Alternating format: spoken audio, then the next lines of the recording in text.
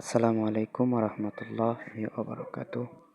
সবাই কেমন আছেন? আশা করি সবাই ভালো আছেন। আমি আপনাদের মাঝে আর একটি ভিডিও নিয়ে আসলাম যারা মূলত হাঁস পালন করে। যারা হাঁস পালন করে তাদের জন্য কয়েকটি টিপস নিয়ে আসলাম। হাঁসের খাদ্য প্রদানের সময় হাঁসের খাদ্য যাতে পরিষ্কার ও জীবাণুমুক্ত হয় সেদিকে খেয়াল করা অতি জরুরি। হাঁসের খাদ্য প্রদানের সময় খাদ্য ময়লা কিংবা জীবাণুমুক্ত না হলে এই খাদ্য গ্রহণের মাধ্যমে হাঁস বিভিন্ন প্রকার রোগে আক্রান্ত হতে পারে। এতে হাঁস পালনকারীরা অনেক ক্ষতির সম্মুখীন হতে হয়। আসলে আমরা বাসাবাড়িতে হাঁস পালন করি, বিভিন্ন প্রকার রোগ দেখা দেয়। বাসাবাড়িতে আমাদের দেখা যায় যে পরিষ্কার পরিচ্ছন্নতা একটু কম, যার কারণে হাঁসের অনেক সমস্যা হয়।